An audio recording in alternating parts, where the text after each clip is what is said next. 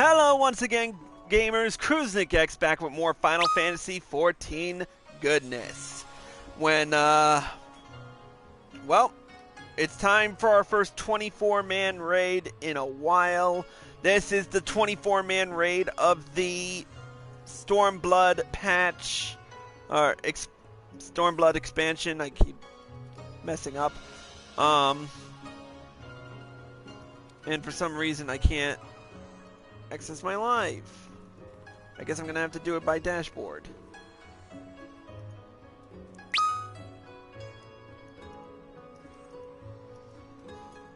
What the hell?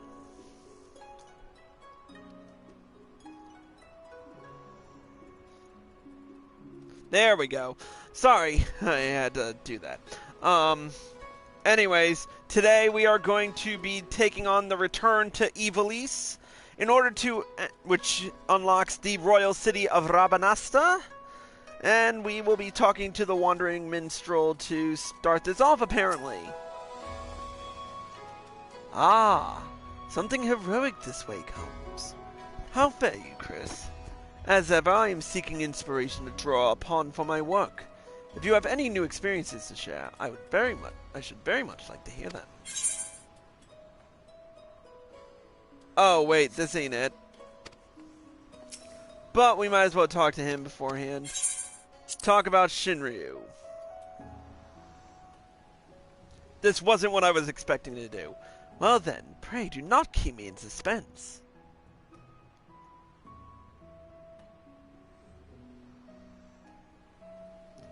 Shinryu, a being of pure violence, born of the torment of they who died for their homeland. Those souls had longed for the power to smite the Empire. Little would they have imagined that this power would assume such a form, nor that it would fall into the enemy's hands to become the ultimate obstacle to freedom. Bound to the will of Xenos Ye Galvus, a pitiable man who feels naught save when at the edge of death.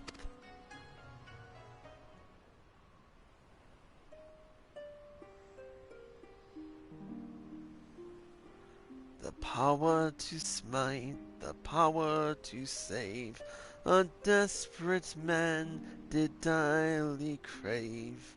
High though the price in full he did pay, creating a god where his dead body lay.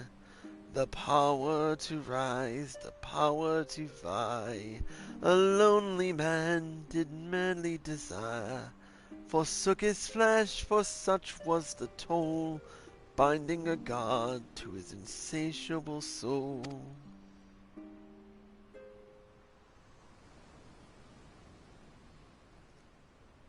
Here we have two men who sought power, but for different reasons. One wished to deliver his homeland from tyranny, the other wished to fill the void of his solitude. Yet even should they achieve this goal, would they truly find peace? I suspect that only they would know the answer. Now you, my friend, you will continue your fight, will you not? I pray that you will again regale me with such accounts of your experiences. For as brightly as a hero's tale shines, it is not without its shadows. It is my duty, I feel, to share both with the world the stirring and the sorrowful. And we've unlocked the new Shinryu's domain, but that is not why we're here! I hit the wrong market. Anyways, let's speak to Kaiten and do the real reason we're here.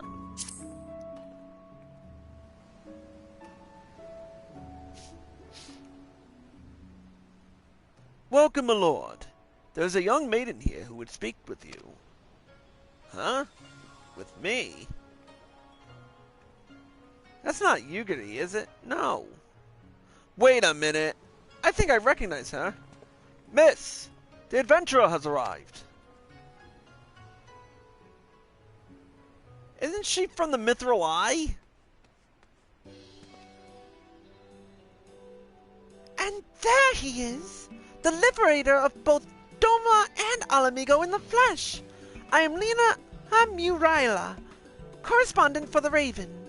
You may recognize me from my expose on the secret lives of the homunculi. The homunculi? Is there a problem? I don't know. Mushin? That would be my sister. People mistake us all the time. Same profession, you see, and we do bear a passing resemblance. When last I heard, she was still assigned to the Botanist Guild in Gridania. Poor thing. Well, talk about that one later. But enough small talk. It's not for nothing that I've been standing here since yesterday morning on the off chance you'd pass by. Okay, why me? No, I'm here because... Actually, it's best you heard it from Alma. I am but an observer.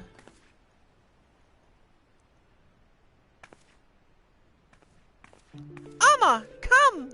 I found him!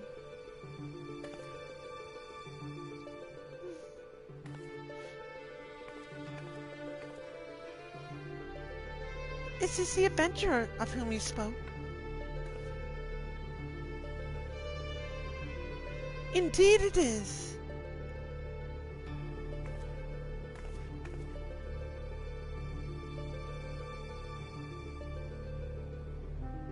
Please, Father, you are his only hope. What? It's all right, Alma. We are attracting unwanted attention. Might I suggest a change of venue? We will await you before the Prima Vista. The theater barge has a berth at the airship landing.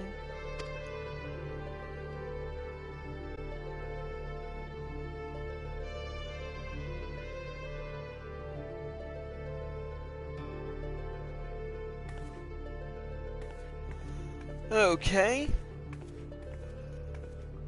I know not what's going on, but hey, more adventure for me.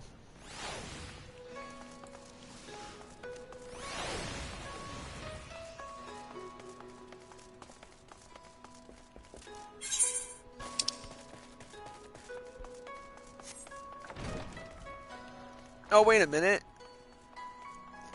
The airship landing, she said.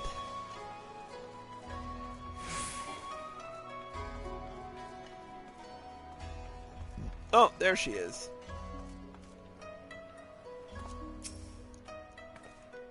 As I said before, I think it better we continue this conversation in the privacy of this young lady's barge. It's not that I don't trust anyone here. It's simply that I don't trust anyone here. Gate Guard Minegumo has been instructed to look out for you. In future, speak with him when you wish to gain admission to the docks.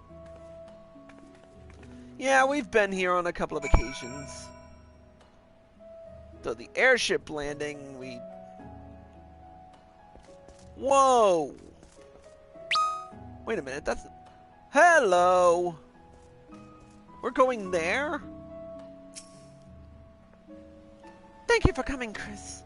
You're probably wondering why I've summoned you to an airship, and a Garlean one at that. Allow me to explain on the shuttle.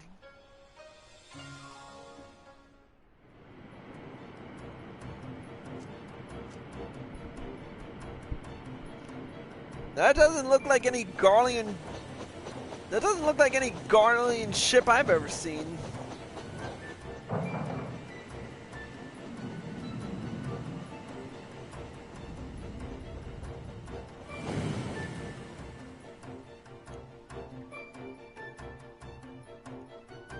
I've seen plenty of Garlean ships in the 4 years I've been playing this game.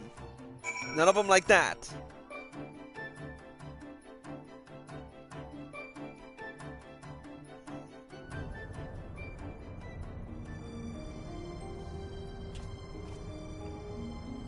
Whoa.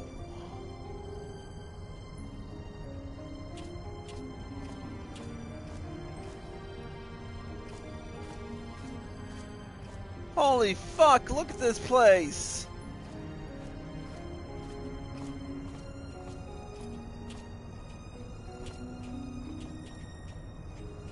Look at all these outfits.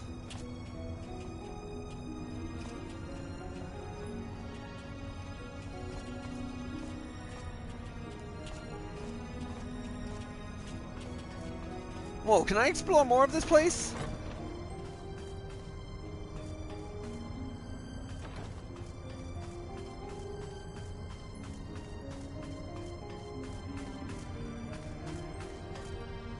That must lead up to the hangar or something. Or the... I mean... You know what I meant.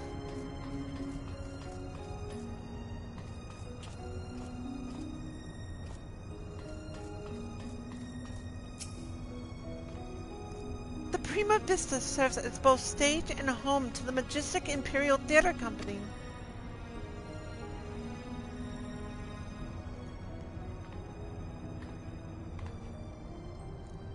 You can keep that dirk in your drawers. No one here is a member of the Imperial Army, nor are there any spies within the troop. At least, no known spies.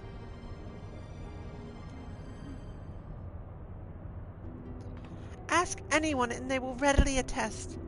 The majestic Imperial Theater Company are the finest practitioners of the dramatic arts to be found anywhere on the 3 great continents, and beyond. They have admirers throughout the Empire and its territories, and even boast a sizable following in Gridania, hence my assignment to their story. It is a little-known fact, outside Garlemald at least, that the late Emperor was a devoted patron of the arts who supported various theater troupes to the tune of much coin. Indeed, Solus was so enamored of the majestic players that he ordered the construction of this very airship, that the troupe might perform in every corner of the Empire. When his grandson took the throne, however, everything changed. Now all theater troupes, domestic and foreign, must submit their works for approval by the Central Imperial Board of Censors. If a play is deemed vulgar or inflammatory, it is banned, and the troupe denied their writs of transit. The worst offenders? Well, they're never heard from again. This policy has effectively left playwrights with one of 2 options: compromise their creative integrity to curry favor with his radiance, or put down their quills altogether. The principal of the Majestic, however, chose a 3rd option: to express his disapproval for the new Emperor's policies obliquely in ostensibly unpolitical works. Pray, forgive me for my earlier outburst. I am Alma Bas Lehenthal, daughter of Principal Genomis Sen Lexenthal. Mayhap you've heard of my father's latest play, the Zodiac Brave story? On the surface, it is an innocent retelling of a well-known Garlean fairy tale, hardly worthy of the censor's attention. But beneath, it is something quite different. A fact the censors failed to spot when they approved the manuscript for public performance. The play quickly became a huge success. The common folk loved its fantastical story, while the learned classes appreciated its true message. By the time the Imperial Board of Censors realized their mistake, it was too late. No longer in a position to prohibit the performance outright without admitting fault, they took aim at the company's purse strings instead. Before long, noble patrons began to withdraw their support, fearing to be associated with the troupe, and by the end, even the learned felt compelled to feign ignorance. By bleeding the Majestic of their funding, the censors robbed them of their voice. And none of this has made it any clearer as to why you're here. Right. Allow me, Lina. Sid! What the fuck is Sid non-Garland doing here? Oh, wait a minute, he's Garlean, that's right.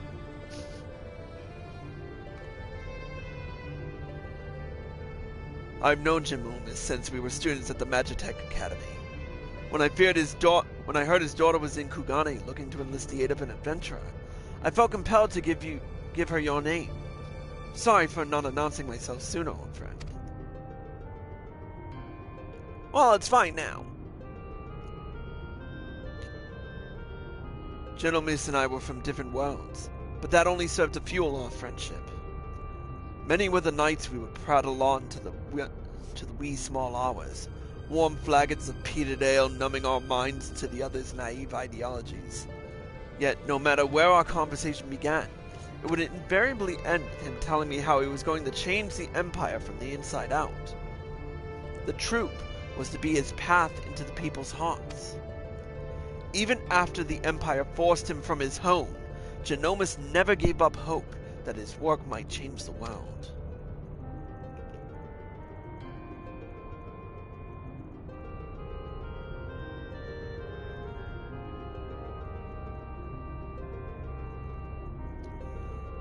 Art will ever strain against artificial bounds and borders, man-made walls and misguided walls. It is in such times of uncertainty that we must needs embrace our calling and take to the skies so others might do the same.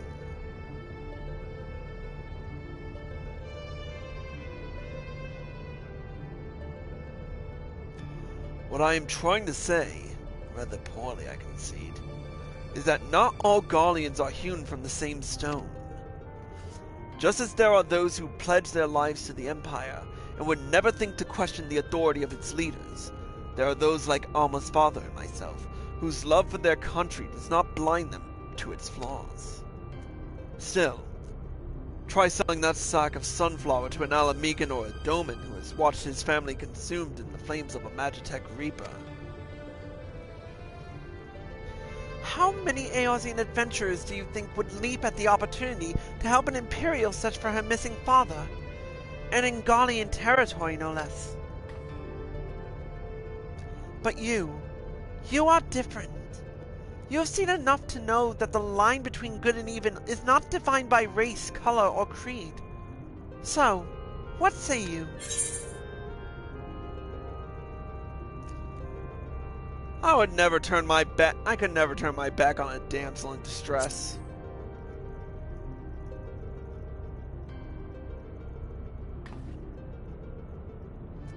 Oh, thank you.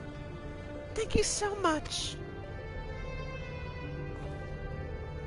Now that you understand the nature of the task, perhaps Alma could provide some insight as to where we might begin our search. Shortly before my father disappeared, he began work on his next play, a successor to the Zodiac Brave story. But I am getting ahead of myself. Please, follow me.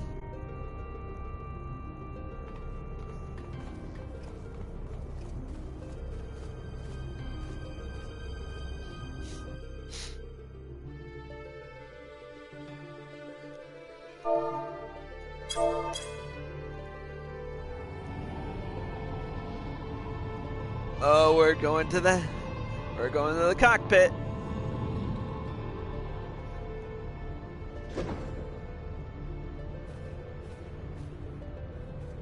Whoa.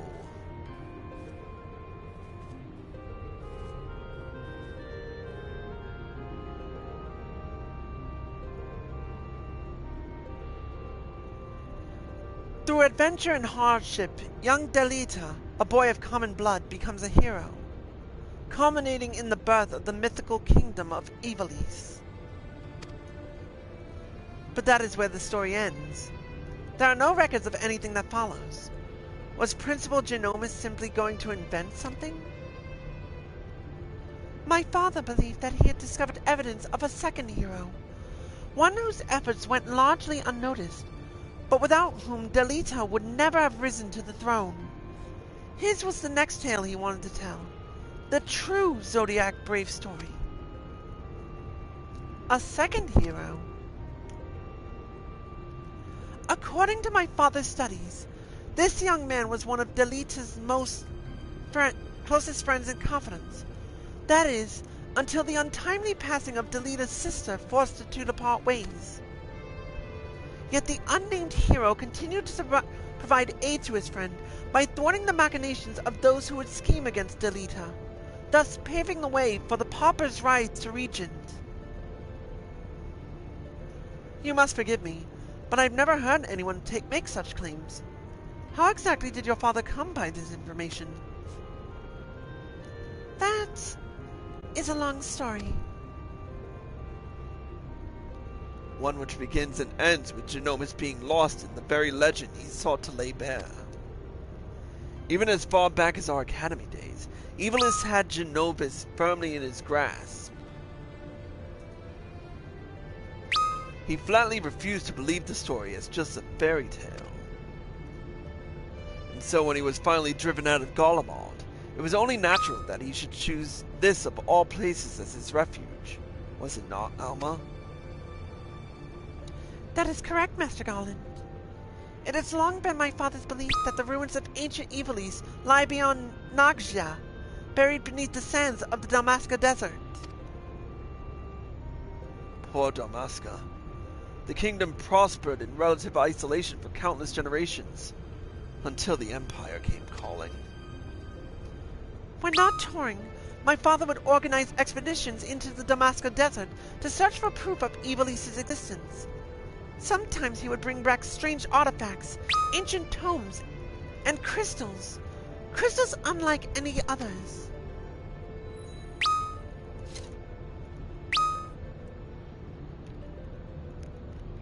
My father called them auracite, and claimed they were vital to proving his theories. This is one such crystal. By the 12! It's magnificent!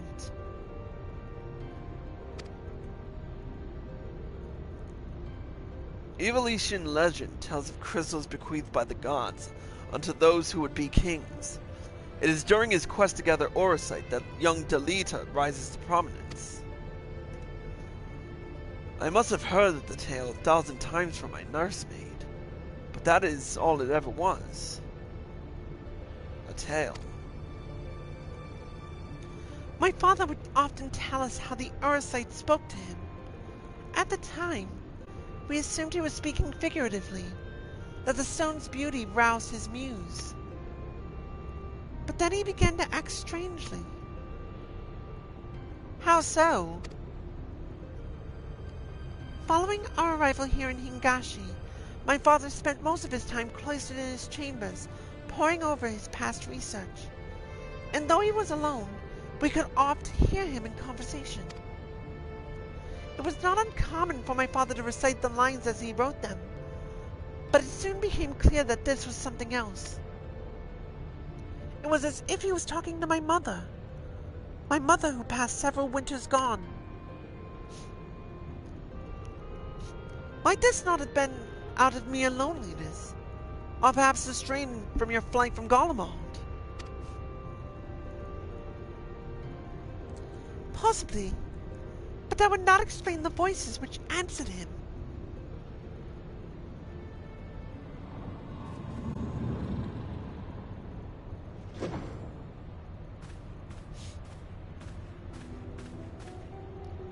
Alma!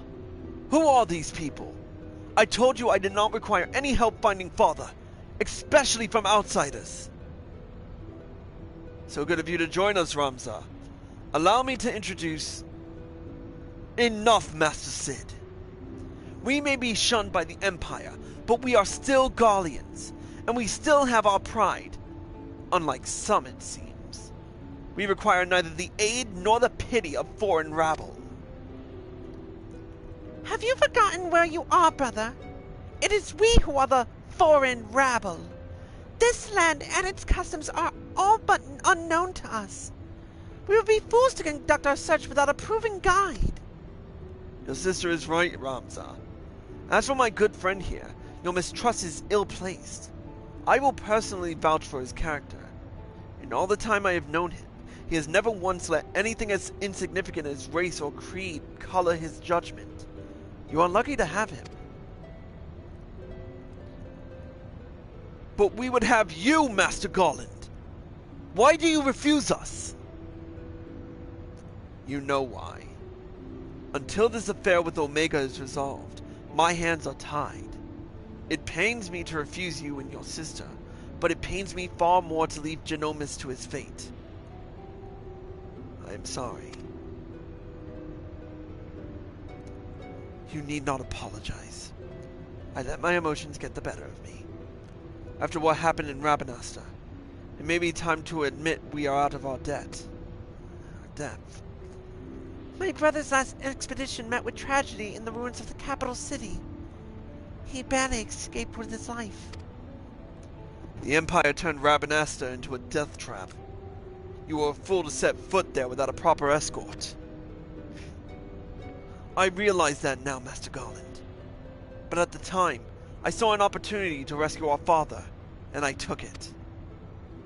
Whatever led you to believe your father was in Damascus' capital? My father's fascination with the Evolution legend began with a trip to the antediluvian city long before the war. Call it a premonition, but something tells me that is where he has returned. Now you must excuse me. I need some time to think.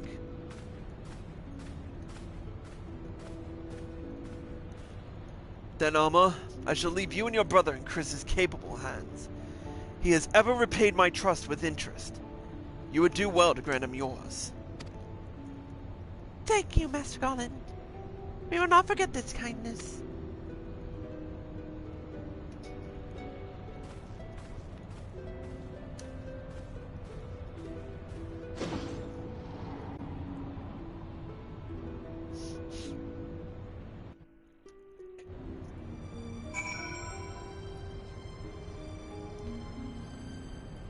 Alright, we'll speak with Razmud Bass.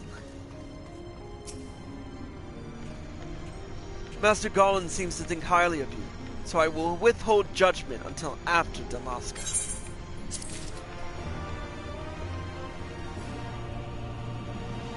Alright, we will be right back in a sec, but until then, that's it for Cruise Next Purgatory. Thank you all for watching. Hope you all enjoyed the show. Click here to watch more videos by me. Click here to watch the next episode if it's out, and click here to watch the previous episode.